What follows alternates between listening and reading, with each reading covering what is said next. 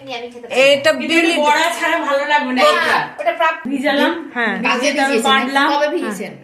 একদিন আগে ভিজিয়ে রাখলে ভালো হয়।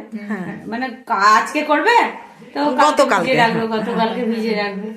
দিয়ে তারপরে তোমার গোলমরিচ, কারি পাতা, আচ্ছা। হিং দিয়ে খুব ভালো করে মাখাতে হবে। গোলমরিচ, কারি পাতা আর হিং। দিয়ে তারপর সাদা তেলে লবণ অন্তত খাবে। হ্যাঁ, লবণটা ভাজার সময় দেবে, না শক্ত হয়ে যাবে জিনিসটা। মানে সব করে নিলে, ফেটিয়ে নিলে, আচ্ছা, ফেটিয়ে লবণটা নিতে হবে। দিয়ে আমি ভাজতে আরম্ভ করলাম।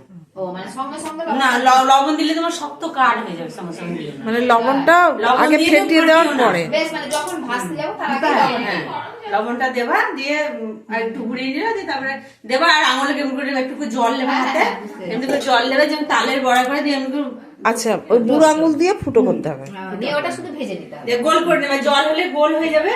দিয়ে খুব ঢিলা করো না, ঢিলা করলে তখন গোল ফুটাটো করতে এ পারবে না। শক্ত বানাতে বাবারে বাবারে কি সুন্দর বানিয়েছে, খেতেও দারুণ একদিন লাগলো, আমাদের এখানে আছে, খেতে দারুণ লাগলো। ফুটাটো কি করে করলে?